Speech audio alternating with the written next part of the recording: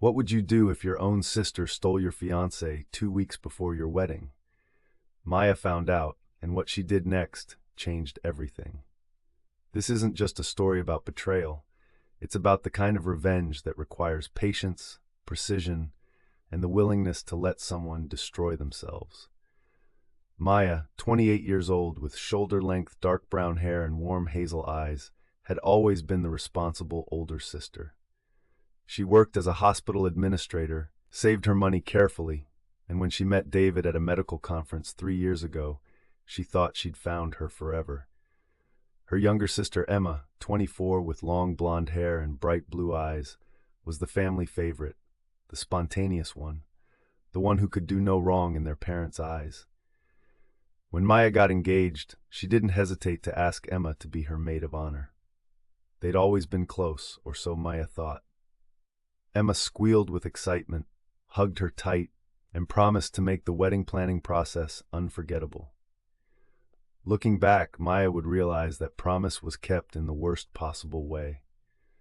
The wedding planning brought them even closer, or at least that's what Maya believed.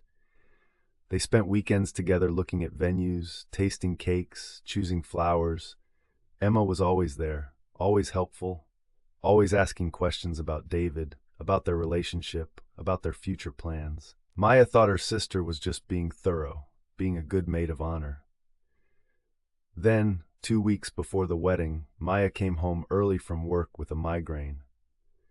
She found David's car parked 2 blocks away from her apartment, which was strange because he'd told her he was working late at his engineering firm. Something in her gut twisted, but she pushed the feeling aside as she unlocked her door. The apartment was quiet, but not empty quiet. Maya heard whispers coming from her bedroom, soft laughter she recognized instantly. Her heart started pounding as she walked down the hallway, her footsteps silent on the carpet. When she pushed open her bedroom door, she found David and Emma sitting close together on her bed, Emma wearing Maya's wedding veil. They jumped apart, but not before Maya saw Emma's hand in David's. "It's not what it looks like," David started, but Emma cut him off with words that would echo in Maya's mind for weeks. "Actually, it is exactly what it looks like. David and I are in love, Maya. We have been for months. We didn't want to hurt you, but we can't keep pretending." Maya stood frozen, unable to process what she was hearing. Months? They'd been carrying on behind her back for months while she planned a wedding, while Emma helped her choose a dress, while they all had family dinners together. David at least had the decency to look ashamed, but Emma's face held something else, something that looked almost like triumph. The next few days were a blur of canceled vendors, returned gifts, and pitying looks. Maya's parents, predictably, urged her to forgive and understand. "Emma didn't plan for this to happen," her mother said. "Love just works that way sometimes. You're the older one, the mature one. You'll find someone else." That's when something inside Maya shifted from heartbreak to cold, calculated fury. But here's what Maya's parents didn't know, what Emma and David definitely didn't know. Maya had noticed small things over the past months, things that hadn't quite made sense at the time. Text messages Emma quickly hid, David's sudden interest in Emma's college stories, the way they always volunteered to run wedding errands together.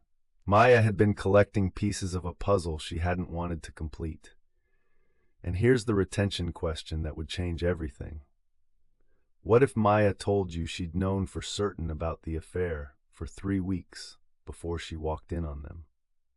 What if everything that came next was completely planned? Because it was.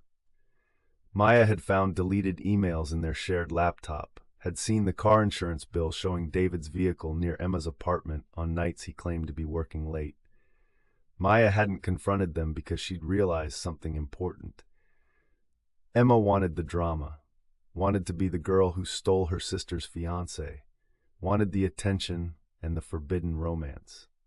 David wanted to avoid consequences and probably planned to string both sisters along as possible.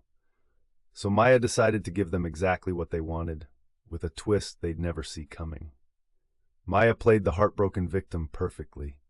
She cried at family dinners, She let her mother comfort her while Emma watched with barely concealed satisfaction. She even told Emma she understood, that she just wanted her sister to be happy. "If you and David are really in love, then I won't stand in your way," Maya said, watching Emma's face light up with victory. David, the coward, looked relieved. What Emma and David didn't know was that Maya had spent those 3 weeks making copies of everything. David's emails to Emma, sent from his work account, explicitly discussing client information and bragging about inside knowledge of upcoming deals. David worked for an engineering firm that bid on public contracts, and professional ethics violations were serious business. Maya had also been documenting her own finances meticulously. 6 months passed. Emma and David moved in together into an apartment they could barely afford. Maya's parents helped them with rent, of course, because Emma was following her heart, and they were so brave to pursue true love despite the circumstances. Maya watched, waited, and played her part as the sister who was slowly healing and moving on. She even started dating someone new, a kind lawyer named James, who was actually just a good friend helping her out. Then Maya made her move. She sent David's professional ethics violations to his employer's HR department and the state licensing board, all anonymously, all thoroughly documented. She also sent evidence to 3 companies his firm was actively bidding against, showing how David had discussed privileged client information with Emma, who had posted about it vaguely on social media trying to sound important. David was fired within a week, his professional reputation destroyed. The engineering firm threatened legal action for the contract losses his indiscretion had caused. Suddenly, Emma was living with an unemployed, possibly unemployable boyfriend, facing potential lawsuits, in an apartment they couldn't afford. But Maya wasn't done yet, because Emma's betrayal cut deeper than David's ever could. Maya had also been watching Emma's social media carefully. Her sister had been accepting expensive gifts from David, gifts he'd been buying on credit cards and through small business loans he'd fraudulently obtained using inflated income statements. Maya anonymously reported the fraud, providing timestamps and evidence that Emma had known about the source. Financial fraud investigations moved slowly but thoroughly. As David's world collapsed and Emma faced her own financial investigation, they turned on each other exactly as Maya had predicted. David blamed Emma for posting about his work information online. Emma claimed she'd been manipulated and didn't understand what she was posting. Their fairy tale forbidden romance lasted about 6 weeks past David's termination before they broke up in spectacular fashion. Maya's parents finally started asking questions. How had all this information gotten out? Who had reported David? Maya, ever helpful, suggested that David probably had enemies at work, people jealous of his success. "These things happen," she said, echoing her mother's words from months before. "Sometimes life just works that way. I'm sure they'll figure it out and move on. After all, they have each other." The final piece of Maya's revenge was the most satisfying. She'd been building her own career quietly, networking with people David had once condescended to, making connections at hospitals and medical facilities. When a major healthcare facility project needed an administrative consultant and engineering oversight, Maya recommended a firm, David's biggest rival. She also took a prominent role in the project, her name on every piece of correspondence David would hear about through his former industry contacts.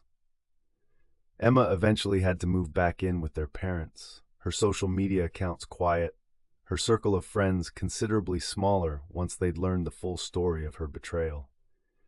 David moved to another state, starting over with a damaged reputation in a less prestigious position. Maya's mother finally, quietly, apologized to her one afternoon over coffee. "I don't know what I was thinking," she admitted. "You deserved better from all of us."